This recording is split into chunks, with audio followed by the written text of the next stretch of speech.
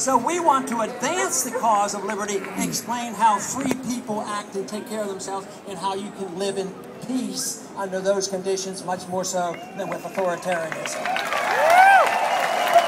Amen.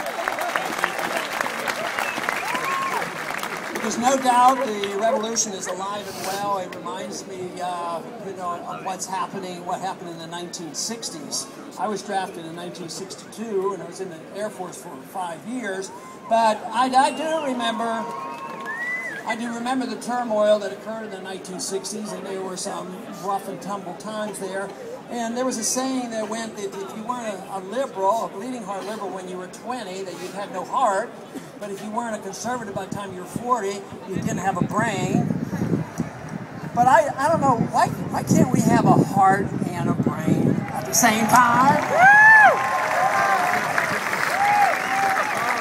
Because those people who are moved by humanitarian instincts of using force to make you better people and to redistribute wealth, the humanitarian, though, the one who really understands it, if you care about your fellow man, I don't meet many people who say, I don't care about my fellow man. Most people do. But if you really do, you have to argue the case for freedom. You have to argue the case for sound money and limited government. This is what will help the maximum number of people, and I think that those ideas are alive and well, growing by leaps and bounds, and it is the alternative to endless growth of government and growth of spending, and we will not get out of this mess by spending more money and running up more debt. That will not work.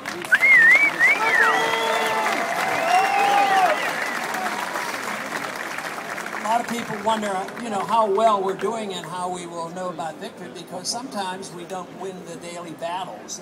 Sometimes elections don't go exactly as we want. But in by the early 1970s, when that disaster, the Vietnam War, finally ended, two colonels got together. One American colonel, Harry Summers, and Colonel Tu, who was Vietnamese, and they got together to talk over how they were going to pick up the pieces and how we were going to get out of their country finally. So they were talking about it, and our colonel, still wanted to get the last word in. He says, listen, Colonel, he says, I want you to know, that you guys never beat us on the battlefield, not one time. And Colonel Tu looked at the American colonel, he says, yes, but it was also irrelevant. And that is the way it's going to be. We may have our ups and downs, we may have victories here and there, we may lose a few, but eventually we're going to win, and if you lose one battle, it's going to be irrelevant, because the cause of liberty will be victors at the ultimate test if we continue to do what we're doing now and to increase this revolution and spread this revolution throughout the land. Yeah!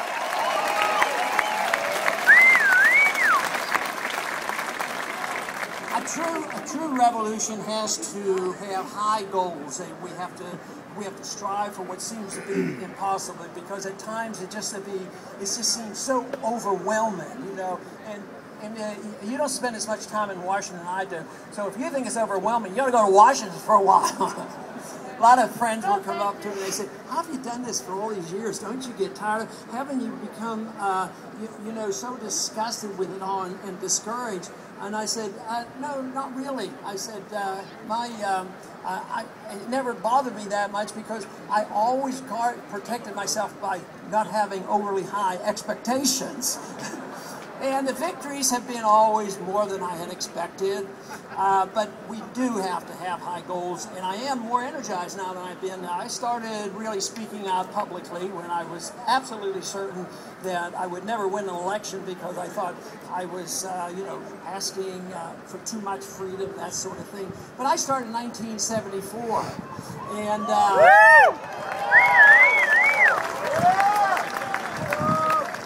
now look.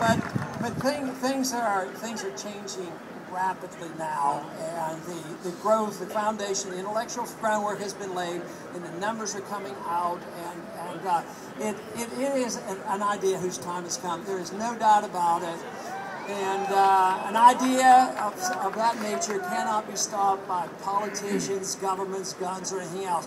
These ideas are very powerful. In the old days, they had to be spread by word of mouth. And if we can contain the government's attempt to overtake the internet, believe me, the internet will spread these messages, I'll tell you. But in order to do this, you do have to have passion. There is no doubt about it. You have to really feel strongly about it and get involved. Educating oneself is very important to know, to understand why non-intervention foreign policy is a good policy, not a bad policy. We're not un-American and we're not against the troops because we don't endorse illegal wars. I mean, that is nonsense. And one, I think, very good point for our campaign when they try to say, well, he doesn't support the troops, he doesn't support these wars. Yeah, but wonder why the troops support this campaign. That's what I want to know. Yeah! But the passion for liberty has to be combined with reason and good policies. Ideas do have consequences. Bad ideas have bad consequences. Good ideas have good consequences. This is where we're making great progress. This is where I feel good about what's happening. And the campuses are alive, and it's not so much, it's only a younger generation, but in many ways the younger generation has helped energize another generation, those who have felt like there's not much hope for what is happening. But true revolutions, if you look at it outside our country, and when you look at them on TV in other countries where they're trying to overthrow tyranny, so often it's on the campuses. The young people have gotten up and have been willing to stand on principle. So this is a truly alive and well.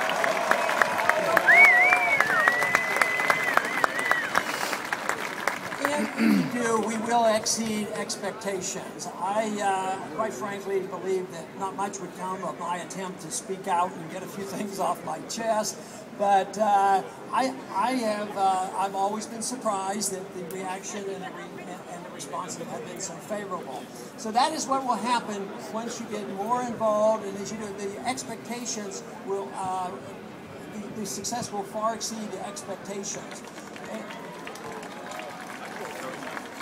So the main thing is to be positive about it. The other thing that I like to suggest is that it's long and hard and tedious, and sometimes it wears one out. There are a lot of volunteers that have been involved in the campaign, working hard, phone calling and knocking on doors and all these things that they do. But it is rewarding, and it has to be done. But people should have fun doing it. There's a very important thing, because you do meet other people that are like-minded. They might have different ideas about how to spend their money and how to run their personal lives, but all of a sudden they're your friend because you're fighting for the same thing, and that is the liberty, the freedom of the individual. Yeah! For me, the main goal is to, in my personal life, is to strive for excellence and virtue, which is something governments can't do for us. But you can achieve this and bring out the creative energy of each and every one of us in a free society. In a slave society, in a totalitarian society, there are not many new inventions coming out, and it's just a survival mode.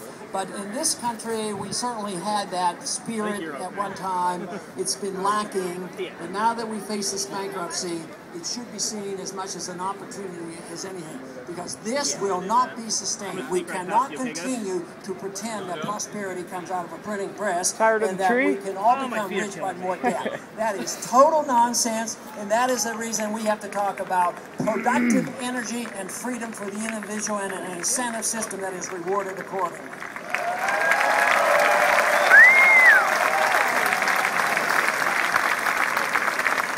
And when we do this on an individual basis and act responsibly for ourselves and for our family, which is very, very important, that there's a sense of reward for this. There's a sense of a feeling of self-worth. That is something that cannot be achieved when somebody else is taking care of us. No matter what level we're at and what level of ability and level of income that we have, I believe the sense of satisfaction is the same way. That people who work hard, use their talents, just take care of themselves, they can have every bit as much satisfaction as the individual who makes millions of dollars. And sometimes when people make millions of dollars and they haven't done it with honest work, They don't have the sense of satisfaction that somebody else will if they have the satisfaction that I worked hard, I take care of myself, I take care of my family, and that's what a free society is all about.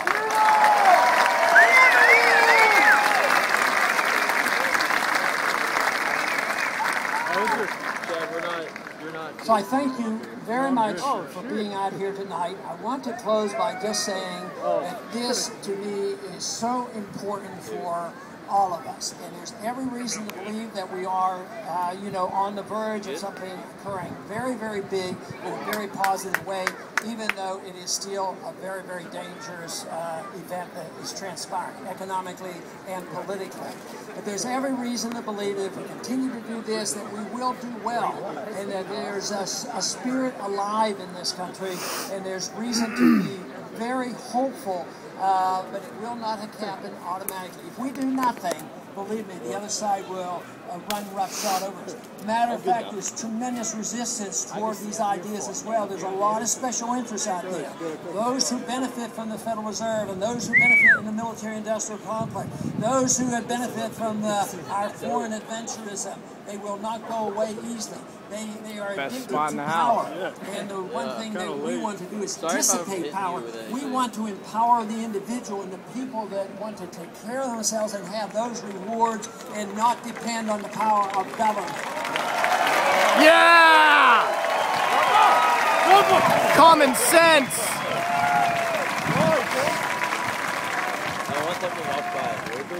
But freedom was well tried, and like I said, it's a relatively new idea, and what we don't want to do is to go backwards. They sometimes not only say that we want to go back to the Dark Ages, I of course said that's what they want to do, but also they want to talk about, they want to downplay the idea of minding our own business and only fighting constitutional war, that we're a bunch of isolationists.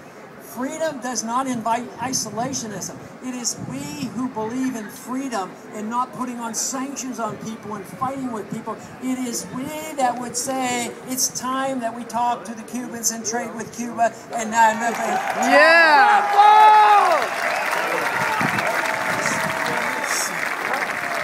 So this is a wonderful, wonderful philosophy.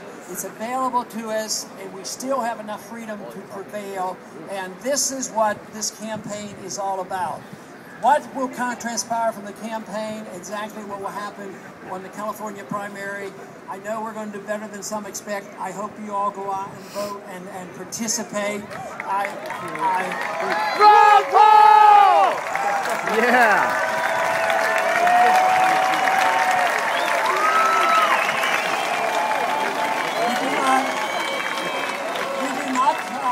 We do not know what those results will be on the short run. But let me tell you, I believe on the long run, we are going to win this fight, and the liberty will be alive and well. And the goal, of course, will be to restore peace and prosperity to this land. Thank you very much. Yeah! I love you! Give me a hug!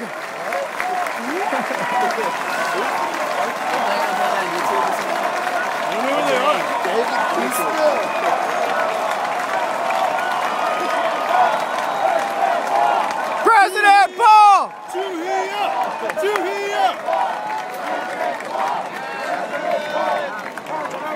I wish the rest of our government thought like this guy.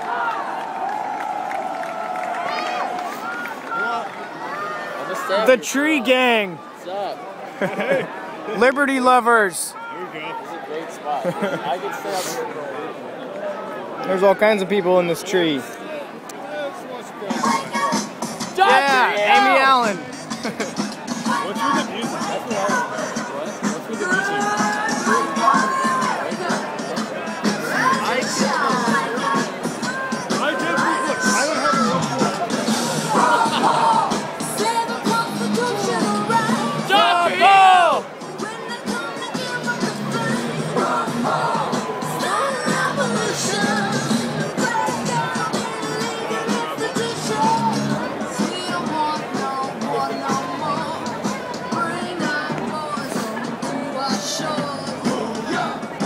liberty.